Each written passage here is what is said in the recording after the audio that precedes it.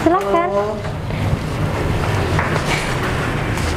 Ada yang bisa saya bantu, Bapak? Iya, saya sudah ada janji dengan Pak Agung. Oke. Saya dari Pak Yanwar mau konsultasi tentang laporan SPT. Oke, bisa. Langsung menuju lantai 2, Bapak. Baik.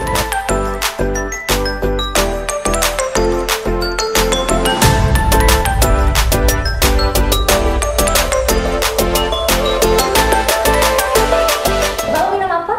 Saya teh saja boleh? Silakan Baik, itu. terima kasih. Halo, Halo, Pak Agung. Pak Yanwar ya? Iya, betul. Oke, silakan duduk Pak. Terima kasih. Iya. Waduh, gimana Pak? Sehat Pak? Sehat, Pak Agung. Oke. Kamu mau minum apa?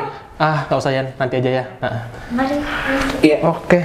Oh ya Pak, dari mana ya tahu Catra Pak? Saya lihat Catra dari Instagram sih. Oh, iya. Betul. Jadi kebetulan beberapa waktu yang lalu saya buka Instagram.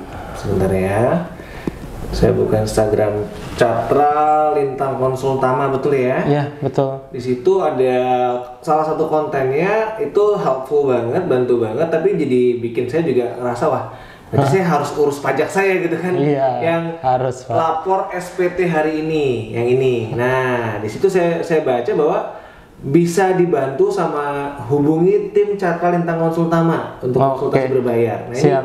Ini yang saya ingin dapatkan gitu, Pak Agung. Betul. Jadi saya pengen dapat itu, dimana saya kan ini udah di PHK 2 bulan lalu gitu kan. Kebetulan saya di PHK 2 bulan lalu. Kemudian akhirnya sekarang saya memiliki penghasilan sendiri dan memang harus lapor SPT. Biasanya kan kantor yang ngurusin tuh. Biasanya yang ngurusin staf kantor kan ya. Nah, sekarang saya hanya diberikan dokumen seperti ini saja, bukti pemotongan pajak saja, Pak Agung. Oke. Saya bingung harus harus gimana berikutnya. Oke, gitu. bisa saya lihat ya? Boleh silakan. Ya, saya lihat dulu.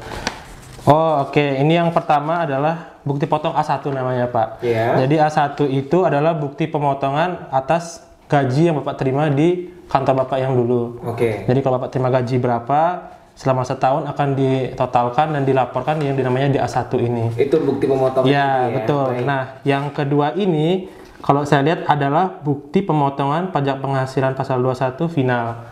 Itu karena atas pesangon yang Bapak terima karena di PHK. Nah, jadi di sini benar Bapak menerima 2 bukti potong. Jadi yang pertama karena gaji, yang kedua karena PHK, kayak gitu Pak. Nah, jadi sekarang saya harus membawa dokumen ini kemana dan maksudnya saya harus mulai dari mana ya untuk melaporkan SPT saya? Jadi sebelumnya itu saya perlu jelaskan dulu Pak, SPT tahunan di Indonesia itu seperti apa. Jadi kan di Indonesia ini ada 2 jenis SPT tahunan Pak. Jadi yang pertama itu untuk orang pribadi seperti Bapak, individual. Kemudian yang kedua itu untuk badan Pak. Nah gitu. Jadi kalau untuk orang pribadi sendiri itu tuh ada 3 jenis formulir Pak. Oh ada beda lagi ya? Iya, ada 3 jenis formulir Pak. Tergantung dari kondisi wajib pajak tersebut.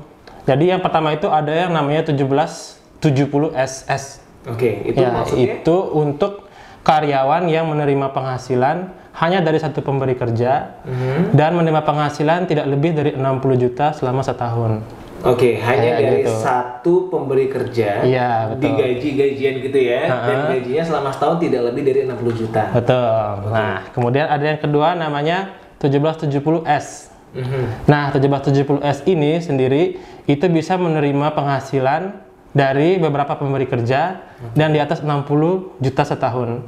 Jadi sumbernya banyak. Bisa banyak. Dan lebih dari 60 juta setahun ya. Nah, yang terakhir itu ada namanya 1770. Nah, ini khusus untuk wajib pajak orang pribadi yang memiliki usaha atau pekerjaan bebas. Kayak gitu. Bisnismen seperti itu. Betul. Nah, jadi kalau saya lihat punyanya Pak Yanwar ini, karena hanya terima satu pemberi kerja, A1 dari satu pemberi kerja, dan juga kalau saya lihat penghasilannya itu tuh di atas 60 juta, maka kalau menurut saya berarti tergolong ke dalam 1770S, Pak. Yang S kayak pertama gitu. tadi yang dijelaskan ya. Yang kedua. Oh, yang kedua. Oh, Ya, baik, yang baik, S. Baik. Karena Kayak di atas gitu. 60 juta. Betul, kayak gitu. Heeh. Jadi setelah itu saya harus isi formulir apa lagi ya? Dan bagaimana mulainya Pak Agung? Nah, itu dia Pak. Jadi kalau sekarang itu sih pelaporan itu tuh semua sudah serba online. Nah, jadi udah nggak ada lagi kita ke kantor pajak, kita antrian ngurus di KPP itu nggak ada lagi. Terus sekarang tuh udah serba online semua. Ada aplikasinya, ada websitenya untuk kita lapor. Nanti sekarang akan saya bantu Bapak gimana cara lapor lewat online tersebut. Jadi gitu ya. Bisa di depan laptop aja ya? Betul. Bahkan lewat gadget pun bisa Pak. Oh gitu. Di rumah sambil santai lihat gadget, lapor SPT bisa juga. Wow. Kayak boleh gitu. dibantu dong Pak? Boleh. Untuk yang lapornya Siap. saya harus Sekarang. mulai dari mana ya? Oke Pak, kita mulai sekarang ya untuk belajarnya. Tapi sebelumnya saya panggil dulu staf saya biar diambilkan laptop Pak. Oke.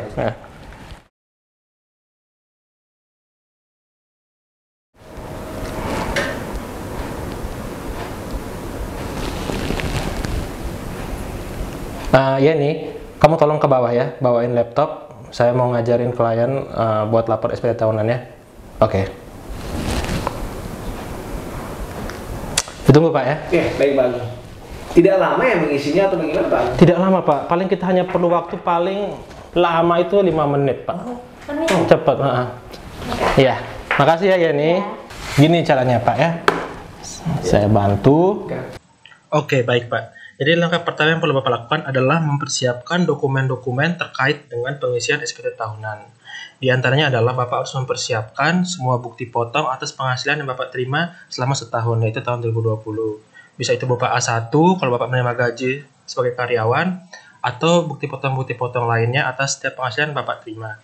Kemudian juga harus ada daftar harta yang Bapak miliki sekarang, daftar kewajiban atau utang yang Bapak miliki sekarang, dan juga daftar tanggungan. Jadi berapa Bapak punya istri atau enggak, berapa tanggungannya Bapak di rumah, nah itu harus ada. Nah setelah itu semua lengkap, maka selanjutnya adalah kita mengisi yang namanya SPT tahunan. Jadi perlu Bapak ketahui bahwa pengisian SPT tahunan saat ini semuanya adalah secara online. Jadi melalui yang namanya www.djponline.pajak.go.id. Nah setelah Bapak masuk ke dalam halaman login, Bapak perlu mengisi NPWP Bapak di sini, kemudian juga mengisi password DJP online Bapak, dan yang terakhir mengisi kode keamanan. Nah, setelah semuanya diisi, Bapak klik login. Nah, setelah berhasil login, maka akan masuk ke halaman utama dari DJP online. Di sana ada beberapa fitur. Yang pertama ada informasi, ada dashboard, ada profile, ada bayar, ada lapor, ada layanan. Nah, untuk lapor SPT tahunan kita akan pilih namanya menu lapor. Setelah memilih menu lapor, di situ akan ada dua, yaitu ada e-filing dan e-form. Nah, di sini kita akan menggunakan menu e-filing untuk lebih memudahkan pelaporan SPT tahunan. Nah, kita klik e-filing, lalu kita akan masuk ke dalam menu e-filing. Di situ kita pilih yang namanya buat SPT. Nah, setelah kita masuk, di situ akan ada beberapa pilihan. Yang pertama, Bapak akan ditanya apakah Bapak menjalankan usaha atau pekerjaan bebas. Nah, di sini kan Bapak tadi mengatakan bahwa Bapak hanya seorang karyawannya, jadi tidak menjalankan usaha atau pekerjaan bebas, maka Bapak memilih pilihan tidak. Kemudian ada pertanyaan lagi, apakah Bapak adalah seorang suami atau istri yang menjalankan kewajiban perpajakan terpisah atau pisah harta. Di sini tadi Bapak menjelaskan bahwa Bapak tidak menjalankan kewajiban PH atau MT. Oleh karena itu kita pilih tidak. Lalu di situ kemudian akan ada pertanyaan, apakah penghasilan bruto Bapak selama setahun ini kurang dari 60 juta? Tadi saya lihat di A1-nya, penghasilan Bapak itu lebih dari 60 juta, sehingga di sini kita juga pilih menu tidak. Nah, di situ maka Bapak akan menggunakan yang namanya formulir SPT tahunan orang pribadi 1770S. Nah, di sini kita akan memilih dengan panduan untuk memudahkan pengisian SPT tahunan tersebut. Ya, kita pilih 1770S dengan panduan. Nah, kemudian kita akan masuk ke dalam pilihan, yaitu kita akan mengisi tahun pajak. Di sini karena kita mengisi tahun pajak tahun 2020, maka kita pilih tahun 2020. Nah, karena kita baru pertama kali melaporkan SPT tahun 2020, maka status SPT akan normal. Seperti itu. Nah, kita klik selanjutnya. Ya, di sini akan ada notifikasi dari Direktorat Jenderal Pajak apakah kita akan mengisi SPT tahunan sesuai dengan data yang mereka miliki atau kita ingin mengisi sendiri. Nah, jika kita ingin mengisi sendiri, maka kita pilih tidak. Di sini karena saya ingin mengajarkan Bapak tentang tata cara pengisian SPT tahunan, maka saya akan memilih tidak, agar kita bisa isi secara manual bersama-sama seperti itu ya. Jadi saya pilih tidak. Oke. Nah, kemudian di sini yang pertama kali muncul adalah daftar pemotongan atau pemungutan PPh oleh pihak lain dan PPh yang ditanggung pemerintah. Nah, di sini kita pilih tambah. Kemudian kita masukkan bukti potong A1 yang kita miliki atas penghasilan yang kita terima dari pemberi kerja berupa gaji. Nah, di sini tentu jenis PPh-nya, jenis pajaknya adalah PPh 21. Kemudian kita akan masukkan NPWP pemotong atau pemungut pajak. Di dalam hal ini, yang paling bisa itu ada di paling atas dari A1, kita isi NPWP pemotong pajaknya.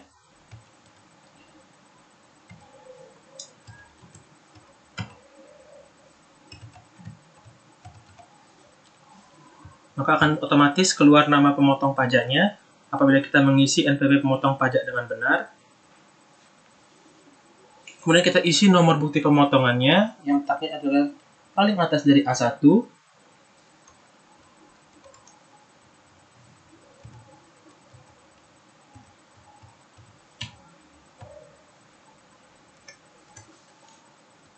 Kemudian kita isi juga tanggal bukti pemotongan atau pemungutan pajaknya.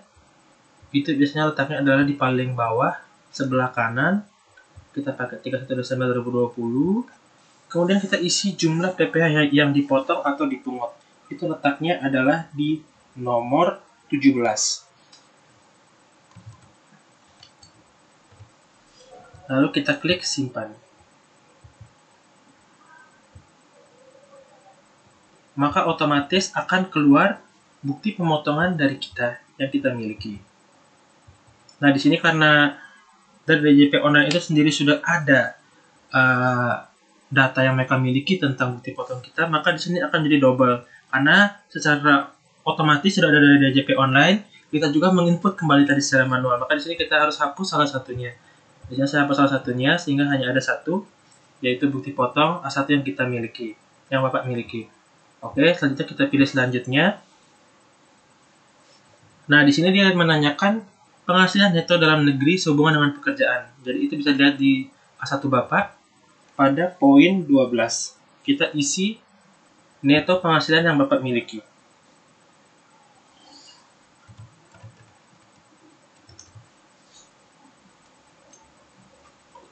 Lalu kita klik selanjutnya.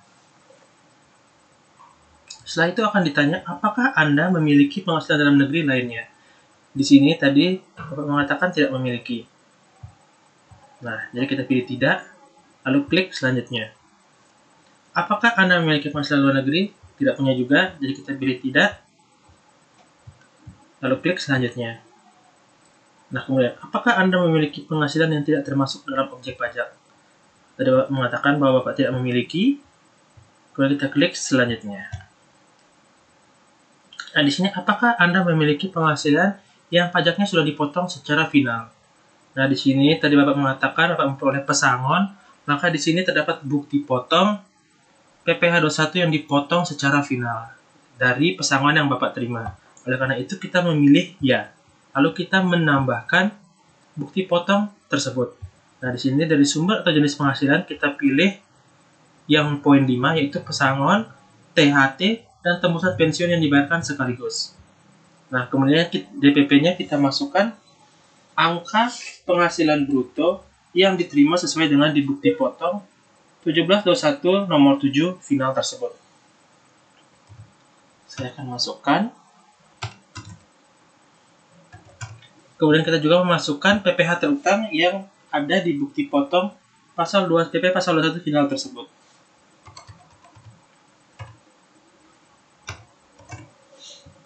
Lalu kita klik simpan.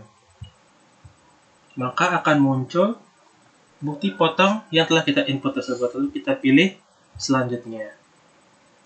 Nah, kemudian akan muncul daftar harta yang Bapak miliki di tahun ini. Di sini saya sarankan untuk klik harta pada SPT tahun lalu. Maka secara otomatis akan muncul harta yang Bapak laporkan di SPT tahun sebelumnya, itu tahun 2019. Nah, apabila Bapak ingin mengupdate harta yang Bapak miliki ini, silakan langsung diubah. Kalau misalnya saldo tabungannya berubah, atau hapus apabila tabungan ini sudah tidak ada lagi di tahun ini, atau kalau mau tambah juga bisa, silakan klik tambah. Di sini saya akan asumsikan bahwa harta Bapak sama dengan tahun lalu, sehingga kita tidak perlu mengganti harta yang ada di sini. Kita langsung klik selanjutnya. Nah, berikutnya akan ada namanya daftar utang atau kewajiban yang dimiliki oleh Bapak. Nah, apabila Bapak memiliki utang, maka Bapak memilih iya. Apabila Bapak tidak memiliki utang, maka Bapak bisa memilih tidak. Di sini saya akan cek di SPT tahun lalu, Bapak tidak melaporkan adanya utang. Dan di sini kita asumsikan juga bahwa Bapak tidak memiliki utangnya, seperti penjelasan Bapak tadi, tidak memiliki utang di tahun ini. Jadi kita pilih tidak, kemudian kita klik selanjutnya. Nah, di sini akan ada pertanyaan, apakah Anda memiliki tanggungan? Nah, sesuai dengan A1 yang Bapak miliki, maka di sini kita memilih tanggungan TK3. Kita bisa cek juga dengan tanggungan pada SPT tahun lalu. Di situ adalah TK3.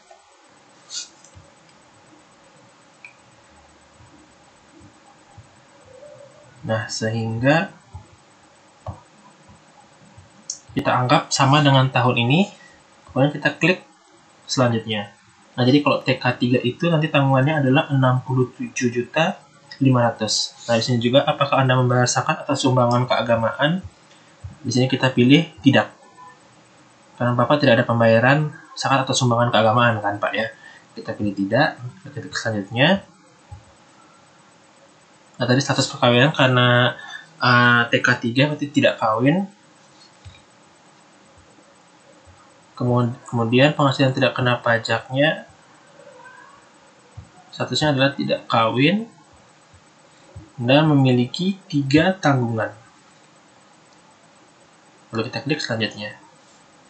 Nah, kemudian juga akan ada pertanyaan, apakah Bapak memiliki pengembalian atau pengurangan PPh pasal 24 dari penghasilan luar negeri? Di sini tidak ada, Pak ya, Bapak tidak memiliki, jadi kita pilih tidak. Jadi kita klik selanjutnya. Nah, di sini juga ada pertanyaan lagi, apakah Anda melakukan pembayaran PPh pasal 25? Di sini karena Bapak karyawan, maka pilihannya adalah tidak, kita kosongkan saja. Apakah Anda sudah membayar STP PPh pasal 5? Tidak ada juga STP. Terkait dengan PPh pasal 25, maka kita nolkan juga, kita pilih selanjutnya. Dan di sini akan ada resume dari daftar yang telah Bapak isikan tadi. Jadi adalah jumlah penghasilan neto yang sudah kita isi di depan tadi berapa. Akan ada PTKP 67.500 karena status Bapak adalah TK3. Nah, kemudian dari pengurangan antara neto dengan PTKP akan menghasilkan yang namanya penghasilan kena pajak sebesar Rp1.420.000, maka Bapak tidak utang PPh pasal 21 sebesar Rp71.000 dan sudah dipotong seluruhnya oleh perusahaan tempat Bapak bekerja, sehingga di sini Bapak status SPT-nya adalah nihil atau tidak perlu membayar pajak di dalam pelaporan akhir tahunan ini. Karena sudah dipotong semuanya oleh pemberi kerja, gitu Pak. Makanya status SPT-nya adalah nihil. Seperti itu. Nah, di sini kita pilih selanjutnya.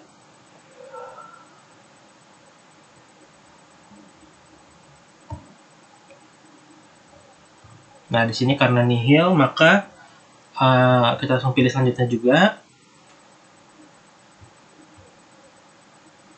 Nah, kemudian setelah itu akan ada penegasan dengan menyadari sepenuhnya akan segala akibat dan seterusnya. Kita pilih setuju atau agree, lalu kita klik selanjutnya. Nah, maka Bapak sudah berhasil melaporkan SPT tahunan Bapak di tahun 2020. Seperti itu, Pak.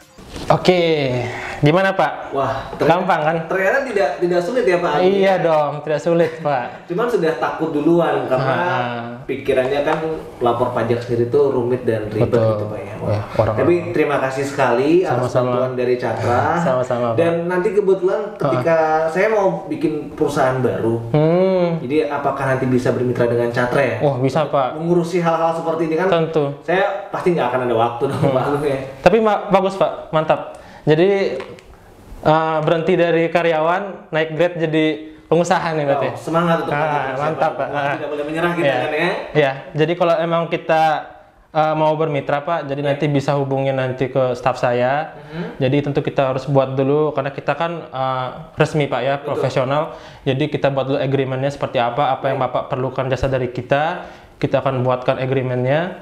Jadi nanti jelas tanggung jawab saya sekian, tanggung jawab Bapak sekian kayak gitu Pak ya. Baik. Nah, kayak gitu Pak. Baik, terima kasih. Saya pamit dulu. Siap. Terima kasih bantuannya. Saya harus urus ini dulu ya. Oke, ini saya bawa kembali. Jangan lupa Pak, sebelum tanggal 31 Maret. Orang pribadi. 31 Maret ya. 2021 ya. Masih ada waktu Pak. Pasti ada. Baik, terima kasih mari Pak. Mari. Siap. Terima kasih.